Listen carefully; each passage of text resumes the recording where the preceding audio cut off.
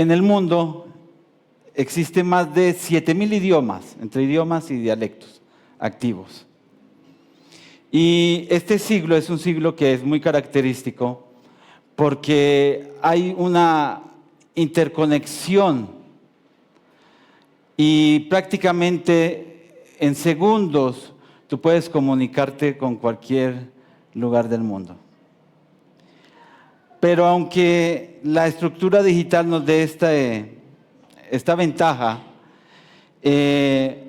los registros históricos muestran que este siglo también hay un nivel de aislamiento, hay un nivel de soledad a nivel global bastante fuerte y bastante preocupante.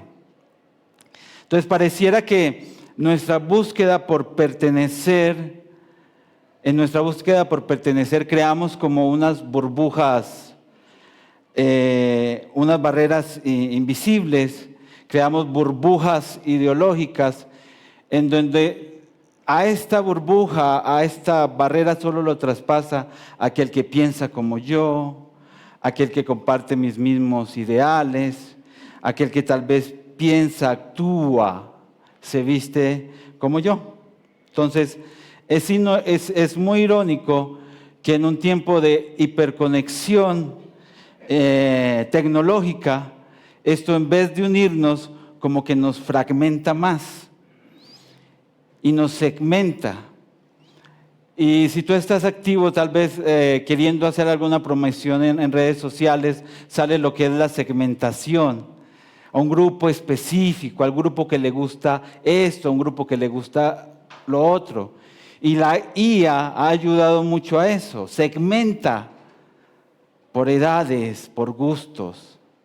Y pareciera que esto nos afecta a nosotros y nosotros mismos nos segmentamos y hacemos burbujas donde solamente entran aquellos que pertenecen a mi mundo. Y entonces, a que hoy vivimos más conectados que nunca, el mundo nunca se ha sentido tan separado. Así que para desenredar un poquito este fenómeno, hoy vamos a hablar de un tema que se llama cuando la diversidad se convierte en adoración.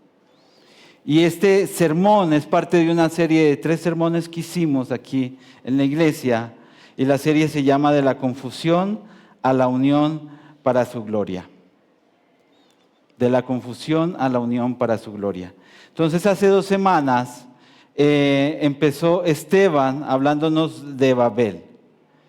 Y en Babel vimos que Dios no castigó a la humanidad por haberse unido y tener un propósito, sino que Dios intervino, en esto que ellos estaban haciendo.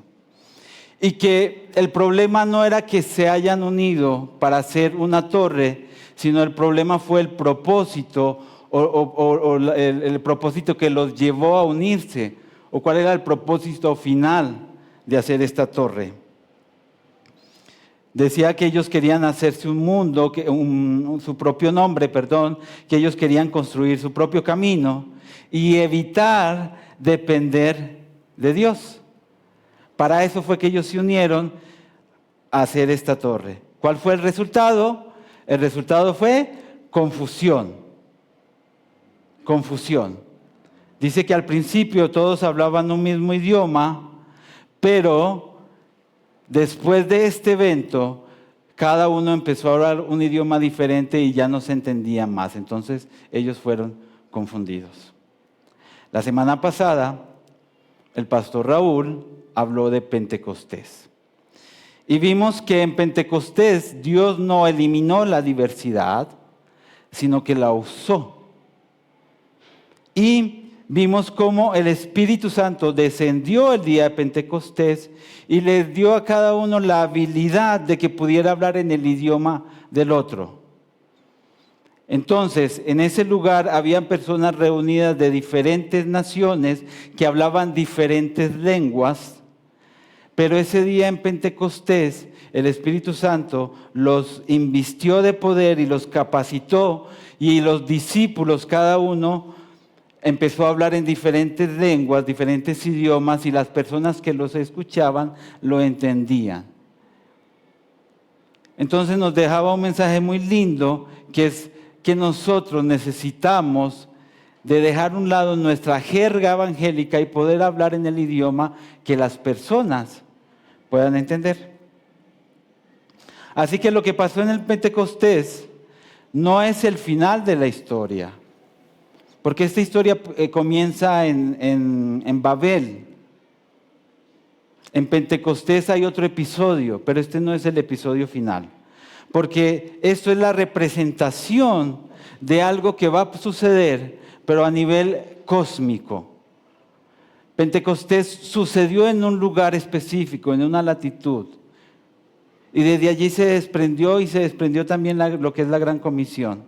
Pero esto va a suceder a nivel cósmico. Así que las diferencias étnicas van a tener una redención total, una consumación total, y que las vamos a ver, y hoy vamos a mirarlo en el libro de Apocalipsis. Así que a través de este texto, del texto que vamos a ver, vamos a buscar entender qué es lo que significa realmente la unidad. Porque unidad no es lo mismo que uniformidad. ¿Y cómo es posible alcanzar una verdadera comunión sin que las personas pierdan su individualidad en el proceso? Así que, como vamos a ver un libro que se llama Apocalipsis, y Apocalipsis es la literatura antigua más incomprendida, creo que, de toda la historia. Y el obstáculo principal para que nosotros comprendamos el libro de Apocalipsis es todo ese equipaje cultural que acompaña a este libro.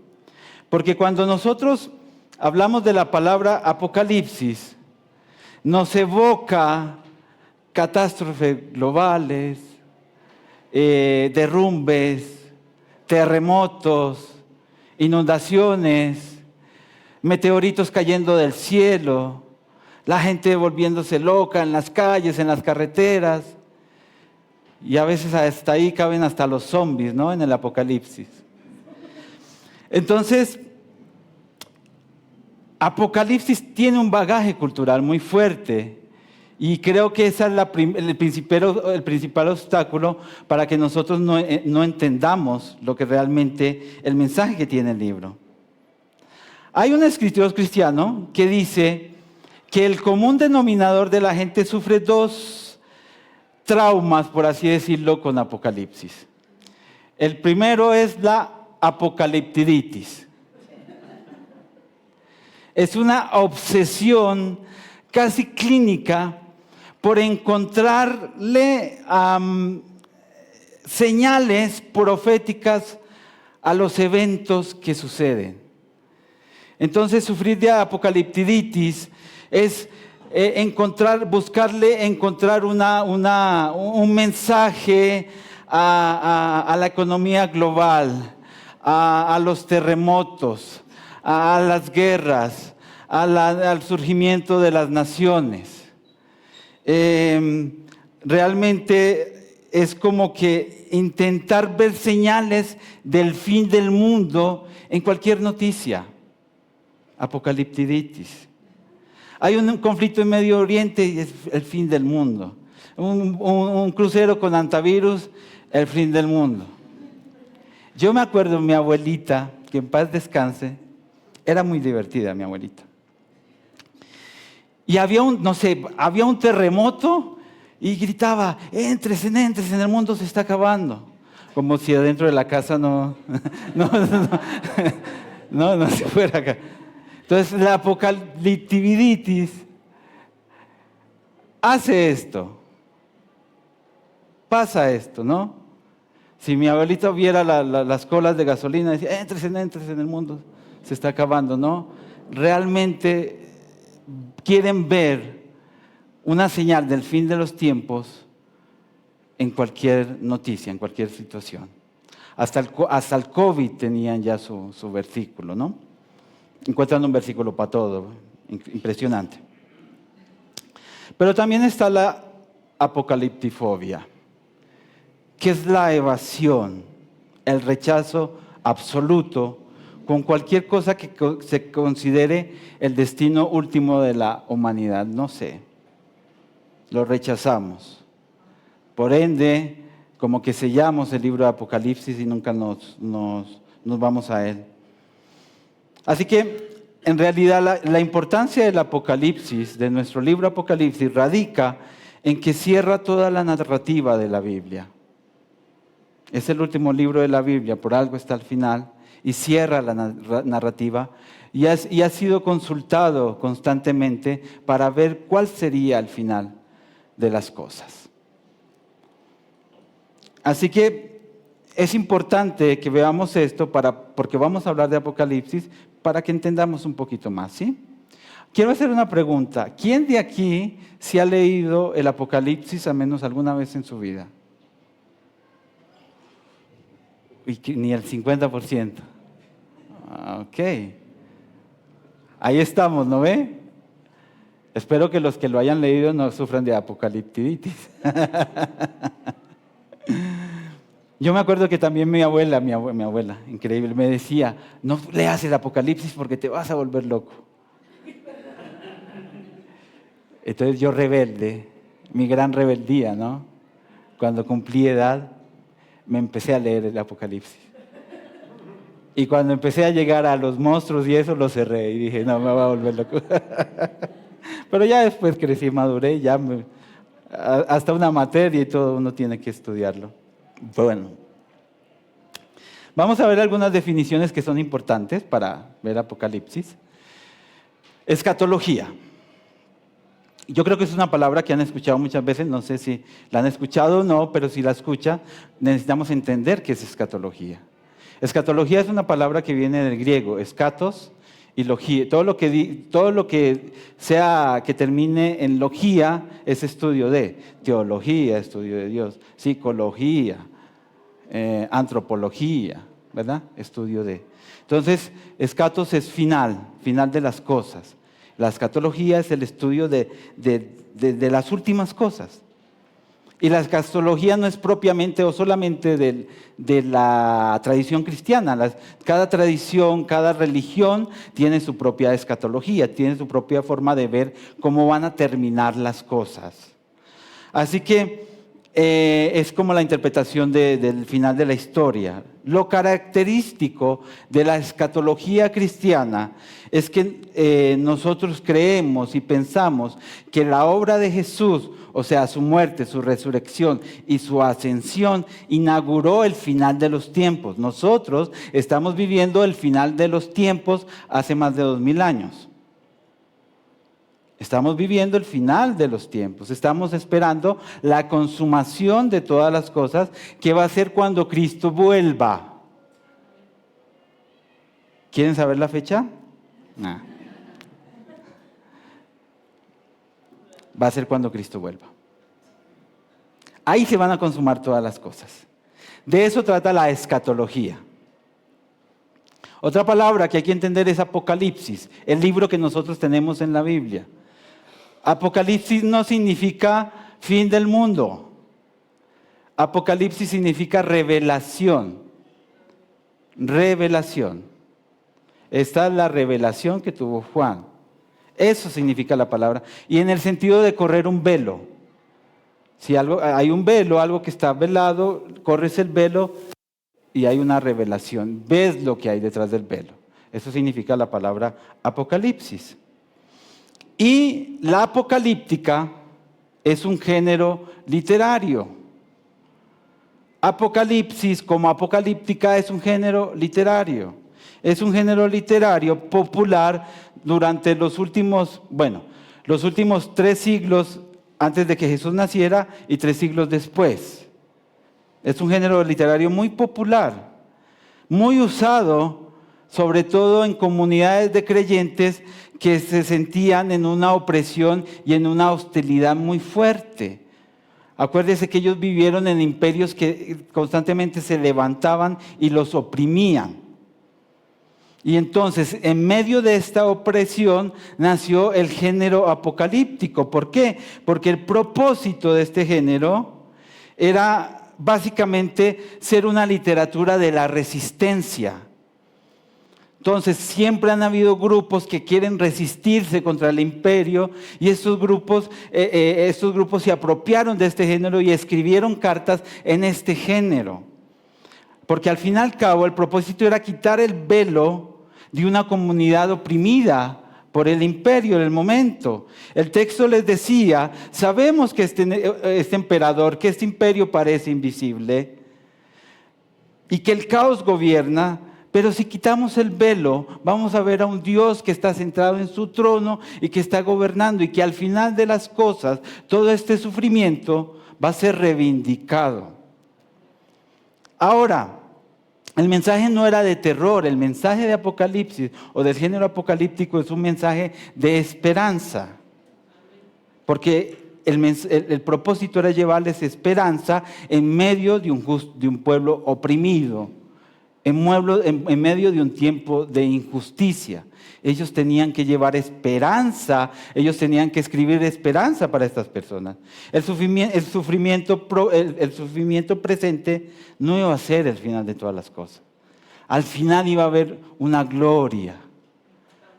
Eso es de lo que se trata el género apocalíptico. ¿Y por qué se inventa este género? Porque era una forma donde una literatura subversiva, pero codificada.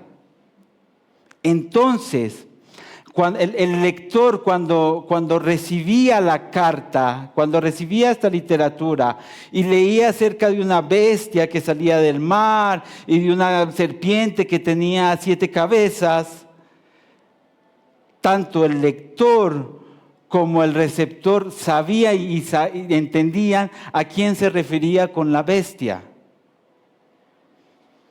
Algunas esposas dirán, la bestia duerme conmigo y ronca como el dragón. No, hermana, no es el bestia, es la bestia. ¿Ya? Entonces, ellos sabían a qué se refería con la bestia, con el número, con el código, con el símbolo.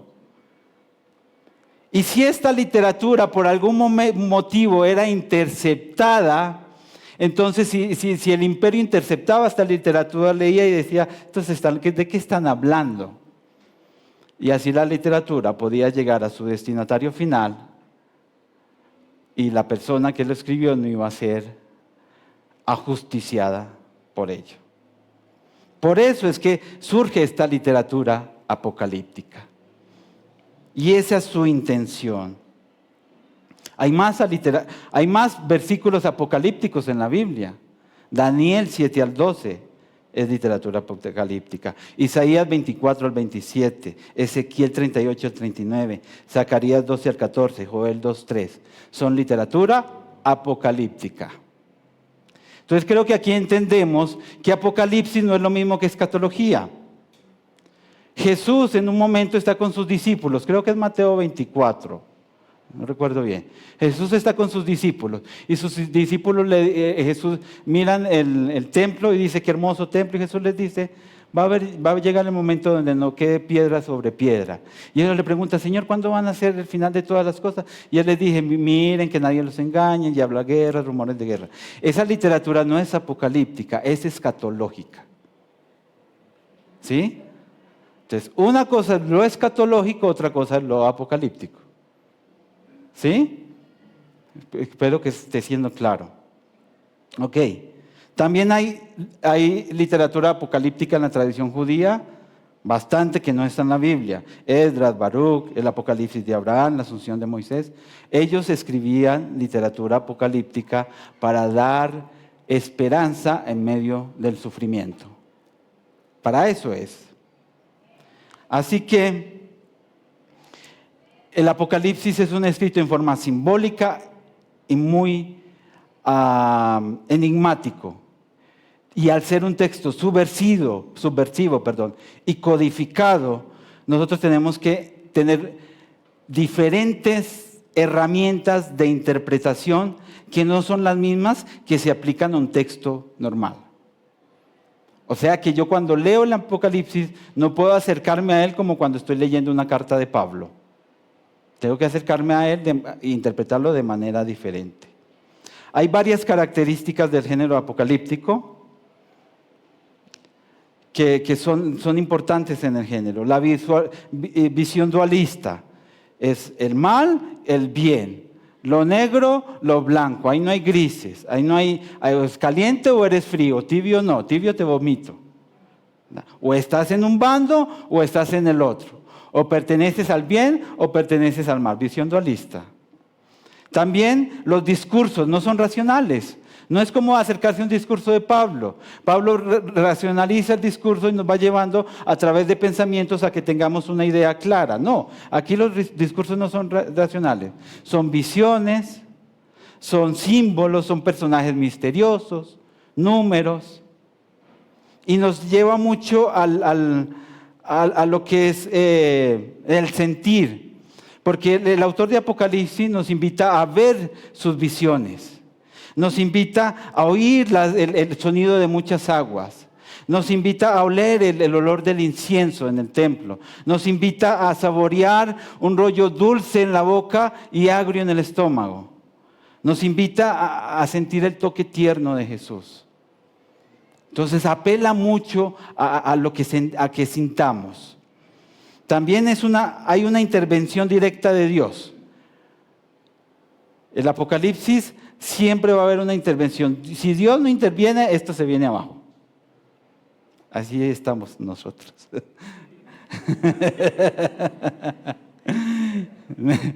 Necesitamos literatura apocalíptica en este tiempo. Si Dios no hace algo, esto se derrumba. Hay una expectativa de final inminente. Acuérdense cómo termina. Dice, yo vengo pronto. Yo vengo pronto. Y hay una mediación en la revelación.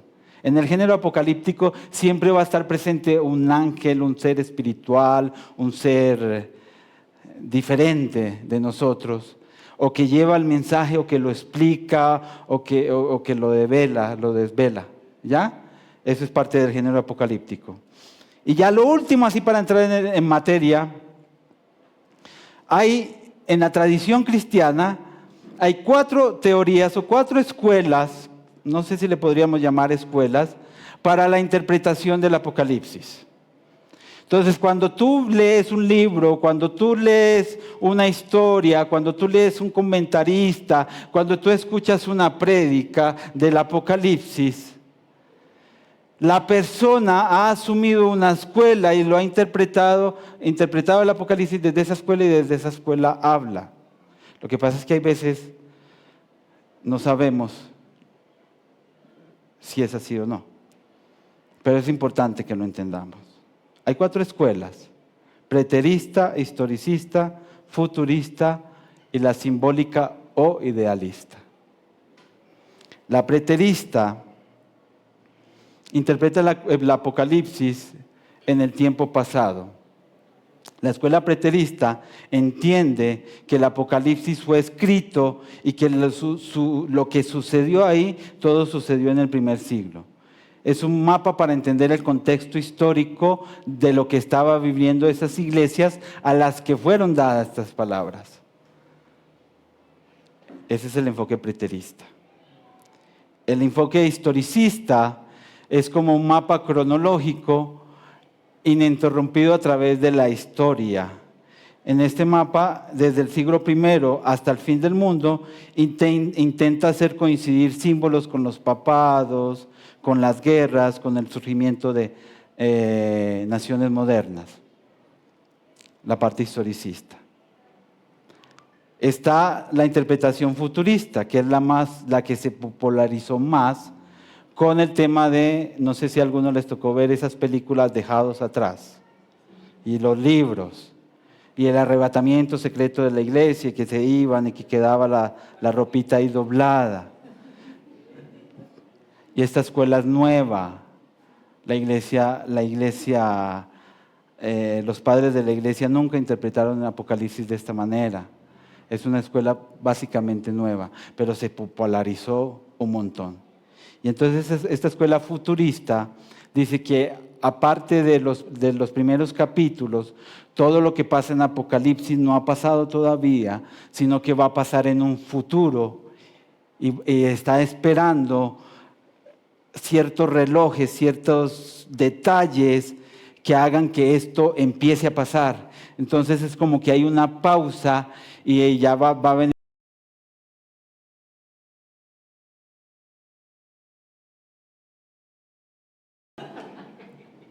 Esa es la escuela futurista. ¿Sí? Ellos están esperando ciertos tipos de señales para que, y tienen inclusive una cronología, cuándo va a ser el arrebatamiento y cuáles van a ser las bestias y todo, ¿verdad? Escuela futurista. Y está la escuela simbólica o idealista. Esta escuela es atemporal. Esta escuela interpreta el libro o busca en el libro no solamente eventos del pasado específico o del futuro, sino más bien quiere ilustrar lo que son principios espirituales, que son atemporales. Entonces ellos ven en el libro que hay un principio espiritual que es atemporal y que puede ser para la iglesia tanto del primer siglo como para la iglesia futura. Ahora, un llamado de atención. Estamos viendo estas escuelas, el hecho de que tú abraces o no abraces una interpretación o no, no significa que debo menospreciar, burlarme, ridiculizar una persona que interprete el Apocalipsis como yo lo interpreto. Esto no es para hacer una burbuja. Entonces, si tú crees tener luz y crees estar en la escuela, ¿qué es? Bien, pero no hagas una burbuja y no te cierres a la charla con una persona que no piensa lo mismo que tú en cuanto a la interpretación del Apocalipsis. Porque no es para burlarme, para ridiculizar, sino para entender lo que Dios quiere hablarnos a través de su palabra. ¿Sí? Bien. Ahora sí. No, 2 cositas más, 3. ¿Qué tenemos que tener en cuenta para interpretarlo? Primero, que no es literal. Y a veces creemos que la interpretación más pura es la literalista, para interpretarla al pie de la letra. Y no es lo mismo un mandamiento de Moisés que dice, no robarás, a una visión de un carnero con 7 cuernos y con ojos en los cuernos, ¿no ve? Mi profesor de hermenéutica decía, Juan vio un cuerno, Juan vio 7 cuernos. ¿Qué cuernos vio Juan? No, no sabemos. ¿Sí? Entonces creemos que una interpretación literalista en el Apocalipsis no es la más fiel. ¿Sí? Tenemos que tratar el género como tal. También necesitamos entender que el presente y futuro de los que recibieron este texto no es nuestro presente y no es nuestro futuro. Si bien la Biblia, nosotros ahorita, por ser palabra de Dios, entendemos principios y Dios nos habla y es palabra de Dios también para nosotros, tuvo un autor original y un destinatario original. Y yo no puedo pretender interpretar el libro dándole la espalda a estos destinatarios, sino en comunión con ellos. ¿Sí? Eso es muy importante. Lo otro, no es una cronología de eventos por suceder. A veces se matan mirando si el capítulo 6, si el 7, si sigue... O sea, no es una cronología. ¿Sí? Nos vamos a volver locos con esto. Y lo tercero, no podemos decodificar todos los detalles que tiene el Apocalipsis, pero sí tal vez podemos decodificar un mensaje general. ¿Sí? Eso es lo importante. Bien, ahora sí. Teniendo en cuenta todo esto que vimos, vamos a dirigirnos al capítulo 7, que es el tema de hoy. Y dice así Apocalipsis 7, del 9 al 12. Luego vi frente al trono y delante del Cordero una gran multitud de todas las naciones, tribus, pueblos y lenguas, todos vestidos de blanco y con ramas de palma en las manos. Era tan inmensa la multitud que nadie podía contarla. Al Dios nuestro que está en el trono y al Cordero debemos la salvación, gritaban.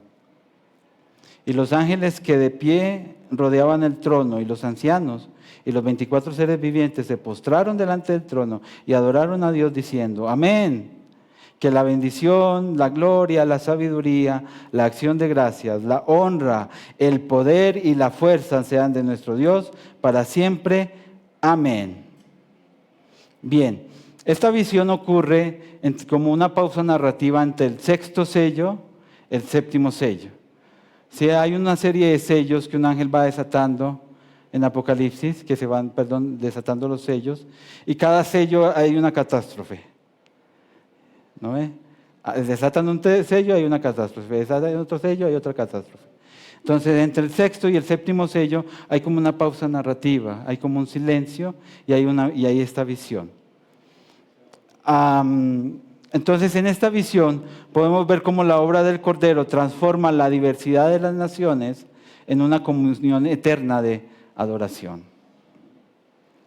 Juan vio lo que en Babel nunca se pudo ver, nunca se pudo producir. Y Juan ve lo que en Pentecostés inició, es la consumación de todas las cosas.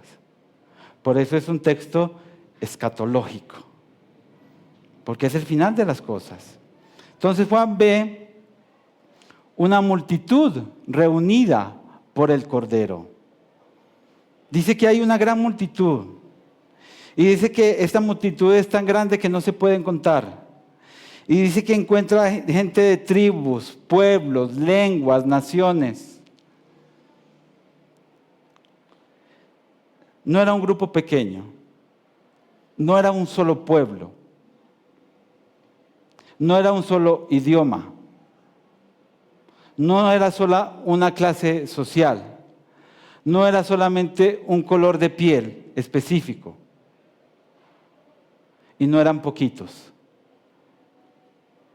Dice que era una gran cantidad de personas. Dice que estaban reunidos en torno al Cordero. En el texto podemos ver que Dios está sentado en su trono y que está el Cordero. Cuando Apocalipsis habla de Jesús, este Cordero es Jesús, cuando Apocalipsis habla de Jesús como el Cordero, se está refiriendo a su obra salvífica, a su obra en la cruz. Porque recuerde que el Cordero para el judío era el animalito que se ponía en el altar de sacrificio y moría en mi lugar. Y entonces Juan se refiere a Jesús como Cordero. Entonces se está refiriendo a esa obra que Jesús ha hecho. También dice que tenían ropas blancas. Esto es simbolismo de pureza. Esto es simbolismo de un grupo que ha sido redimido. Un grupo de personas, una multitud de personas, de toda tribu, de toda lengua, de toda raza, de toda nación, que ha sido redimida y están vestidos de blanco frente al trono y al Cordero. Son los que han entrado a la redención. Las palmas en la mano son celebración. Esto nos evoca mucho a la entrada triunfal a Jerusalén. ¿Se acuerda que tenían palmas en la mano? Así celebraban la victoria de los ejércitos. Están celebrando una victoria. Así que en Babel las naciones fueron dispersadas. En Pentecostés comienza esta reconciliación de las naciones. Pero en Apocalipsis Jesús y el Cordero los reúne nuevamente. El Babel, el hombre, se unió con un propósito, con el propósito de glorificarse a sí mismo. En Apocalipsis el hombre habla idiomas diferentes, son lenguas diferentes, pero están unidos por la redención, con el propósito de glorificar a Dios. Lo que el pecado dispersó, la redención de Dios volvió a unir. Y aquí estamos hablando de unidad y no de uniformidad, porque eso es muy importante, porque a nosotros nos encanta la uniformidad, todos con la misma polerita, el mismo pantaloncito, los mismos zapatitos, todos uniformados, uniformidad. Pero aquí no habla de uniformidad, porque aquí nadie pierde su esencia. Aquí habla de unidad. Y esta diferencia entre unidad y uniformidad es como, hagamos de cuenta, como ¿cómo se llama? Como un crisol. Se ubica que es un crisol, ¿no? Es un recipiente donde se mete a hervir los metales, ¿sí? Es un fuego. Es el recipiente donde hervimos los metales. Entonces en el crisol tú metes oro, metes plata y metes cobre, lo pones a altas temperaturas, esto se derrite y forman una aleación nueva, más resistente. Pero esta aleación, aunque es nueva y es más resistente, hace que los materiales que se juntaron ahí pierdan o comprometan sus capacidades. Ya el oro no es de 24 quilates, es de 18. Sigue siendo 8, pero ya comprometió parte de lo que era, ¿verdad? Entonces, así es el esfuerzo humano por estar unido. Compromete el pensamiento, la filosofía de las personas. Tú para ser como yo, para que seamos iguales, tú tienes que pensar como yo. Y si no, entonces no podemos estar unidos.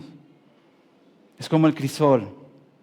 Pero la unidad divina es diferente. Es como un mosaico.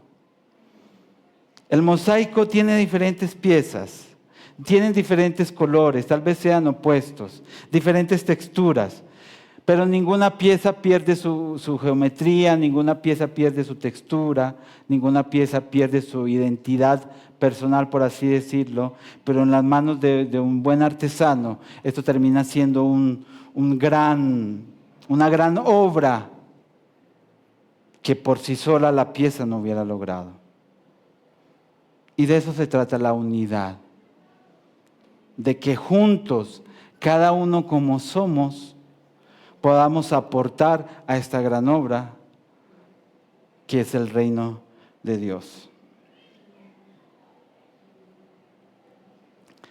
Las diferencias no desaparecen, porque si tú ves, Juan todavía puede distinguir pueblos, tribus, naciones, lenguas. ¿Cómo haría para distinguirlos? No sé. Pero hay. Porque el problema nunca fue la diferencia, el problema fue el pecado. Acuérdense que el problema en Babel no fue que ellos eran, el problema fue el pecado. Y el pecado de orgullo, la autosuficiencia, la rebelión, el de no buscar a Dios. Ahora el Cordero ha hecho lo que Babel no pudo hacer, unir estas diferencias sin borrar quiénes son ellos. ¿Sí? Así que si tu fe, tus principios, tus convicciones se te están llevando a buscar o a hacer una burbuja de solo personas que piensan solo como tú, creo que no estamos en el camino correcto. Porque mi fe, mis principios, mis convicciones son mi fe, mis principios, mis convicciones. Sí, pero eso no me puede separar. No me puede separar. Como iglesia deberemos buscar una unidad más, ahora sí viene la palabra, más escatológica. Que es, aunque pensamos diferente, aunque nos vestimos diferente, aunque tenemos diferentes formas, somos unidos en pro de, por la redención del Cordero. No sé si estoy siendo claro. Ahora, hay algo que también Juan ve en esta visión, que lo importante es estar centrados en el trono. Dice el texto, y los ángeles que de pie rodeaban el trono, y los ancianos, y los 4 seres vivientes, se postraron delante del trono y adoraron a Dios. Todos están reunidos. La diversidad es evidente, no solo en las personas, sino en los sujetos cósmicos que no sabemos quiénes son. Dice que hay 24 ancianos, que hay, ¿sí? Bueno, hay ángeles, hay ancianos, cuatro seres vivientes, hay ancianos delante del trono. Hay una multitud, tanto étnica como cósmica, podríamos decir, ¿no? Hay personas, hay ángeles, hay una multitud allí reunida. O sea que la diversidad es evidente, pero por alguna razón no hay grupitos cerrados, ¿no? Los preteristas, los futuristas, ¿no? No hay grupitos cerrados. Esta multitud está junta con un propósito unificado. Porque la atención no está en ellos mismos. Ellos no están celebrando la diversidad, no. Ellos están con un propósito. Ellos no están debatiendo qué cultura es mejor, qué postura es más buena, cómo llegar, no. Ellos están allí, ellos saben que son redimidos. Ellos saben que son parte de un pueblo, parte de algo más grande y están con un propósito mayor. Toda la atención está dirigida al centro, al trono de Dios y a su Cordero. La adoración unificada que están haciendo es esa fuerza centrífuga que los tiene unidos. Haga de cuenta, piense en una rueda de una bicicleta. En la parte de afuera, en el radio, en el aro, los radios de la bicicleta, si bien están tal vez unidos, tienen cierta separación. Y esa es la individualidad de cada uno. Si estos radios buscaran unirse en el borde, la estructura del radio no va a funcionar, va a colapsar, no va a hacer lo que tienen que hacer. Pero fíjese que a medida de que se van centrando más hacia el eje, se van uniendo más. Ellos en el aro tienen ciertas diferencias y se respetan, unas diferencias que los separan un poco. Pero yendo hacia el centro, ellos están más unidos. Porque hay un centro en común, porque hay un eje, porque hay un punto de contacto que los lleva hacia un mismo propósito. Y entonces cuando más cerca están del centro, más cerca están los unos de los otros.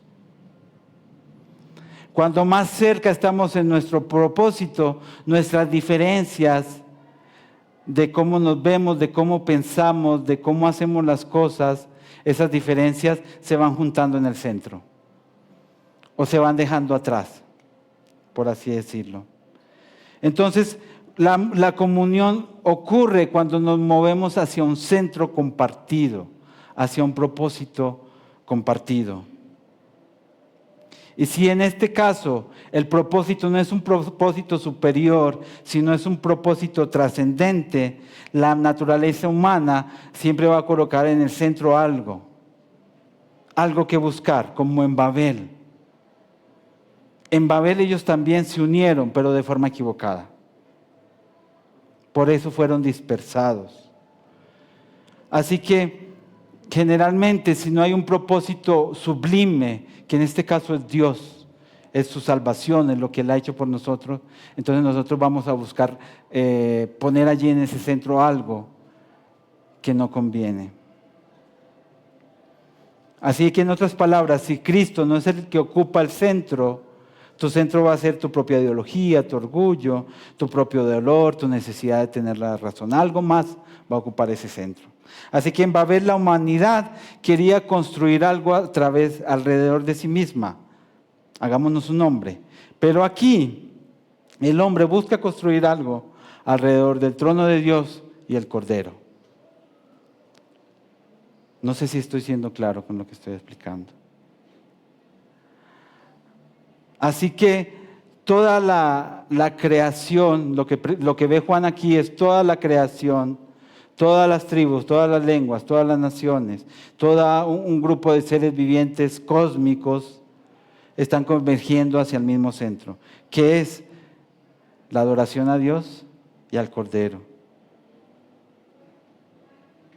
La pregunta aquí es, nuestra unión es para la expansión del reino de Dios o para nuestros propios propósitos?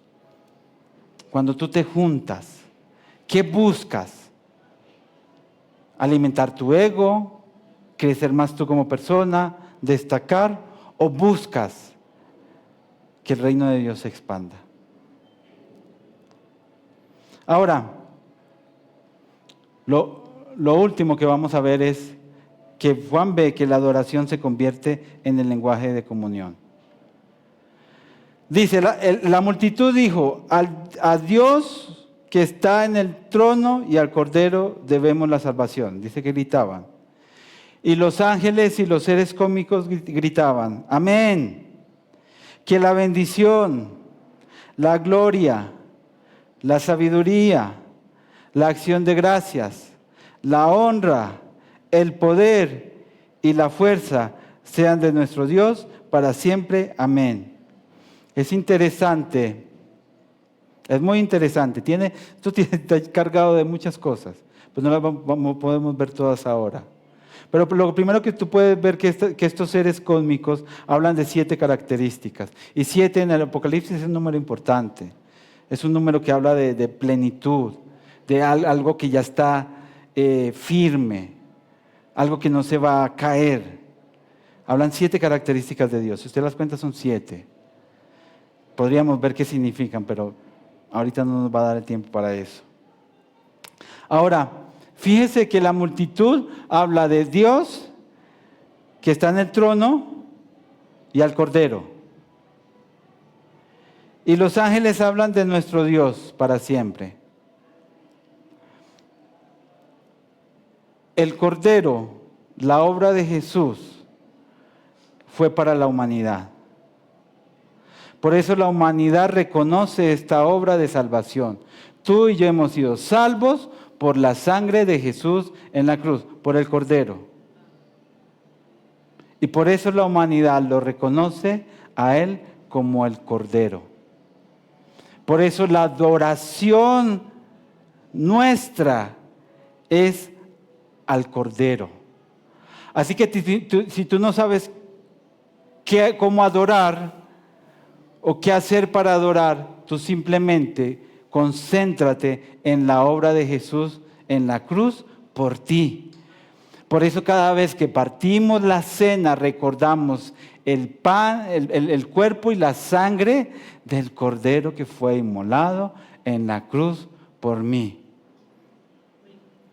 Entonces tú no necesitas un repertorio de adoración increíble. Tu repertorio de adoración es dar gracias a Jesús por su obra en la cruz. Así que había allí muchas voces y una sola canción. No cantaban un mismo idioma. No era como en Pentecostés. En Pentecostés los discípulos recibieron la capacitación para hablar en el idioma del otro. La adoración en Apocalipsis, aunque todos hablan un idioma diferente, se entiende. Aunque hay muchas lenguas, se entiende. Aunque hay muchas tribus, aunque hay muchas naciones, todos tienen un propósito unificado, que es la adoración a Dios y al Cordero. Entonces, Pentecostés fue un anticipo. Apocalipsis es la consumación. Apocalipsis es la visión escatológica de lo que debe ser. Es la visión en clave de lo que debe ser la unidad del pueblo de Dios. Entonces, lo que el Espíritu un día hizo en Jerusalén, ahora lo llena para toda la eternidad. Y no es solamente un pueblo, es una gran multitud. Así que aquí la belleza del Evangelio de Cristo no crea una unidad eliminando las diferencias, sino redimiéndolas. Y cada uno está mirando allí en el centro. Ahora, si este es el final de la historia, si esta es la visión escatológica de lo que tiene que ser la unidad de la iglesia, la adoración, ¿qué deberíamos hacer nosotros para empezar a vivir una vida con esta visión? ¿Qué deberíamos hacer como iglesia, como comunidad, para empezar a vivir esto que está escrito y que es la visión y que es la consumación de todas las cosas? Creo que lo primero es reventar esas burbujitas que nos hemos hecho y poder permitir la conversación con aquel que no es igual a mí, con aquel que no piensa como yo, con aquel que no se viste como yo. No en son de criticar, no en son de ser sobradores, sino en son de hacer las cosas como Dios las ve al final de la historia. Porque el reino de Dios no se parece a Babel, no exige uniformidad, no aplasta diferencias, no construye torres humanas. El reino de Dios reúne personas distintas alrededor del mismo Cordero, alrededor del trono de Dios. Babel nos mostró de la confusión al pecado. Pentecostés nos mostró el espíritu restaurado por la comprensión. Y Apocalipsis nos muestra el final de todas las cosas. Una multitud distinta, una multitud redimida, una multitud mirando y adorando a Dios y al Cordero. Les pido a los hermanos de la alabanza que puedan pasar.